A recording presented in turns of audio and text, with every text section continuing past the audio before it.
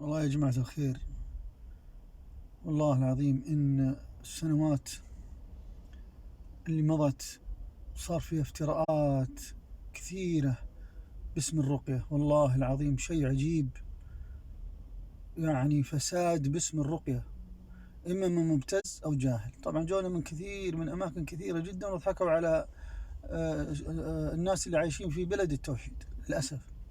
وعندي قصص كثيرة جدا، بس من القصص إن في واحد في منطقة من المناطق كان يضحك على النسوان ويخنقها لين تصارخ تبي الحياة، ويسجل الرقية هذه لما هي تصارخ ويعطيها الشريط، يعني إصدار يقولها اسمعي إذا رحت البيت اسمعي الجن اللي فيه، وياخذ فلوس سنين. وبعدين مسكوه طلع مبتز.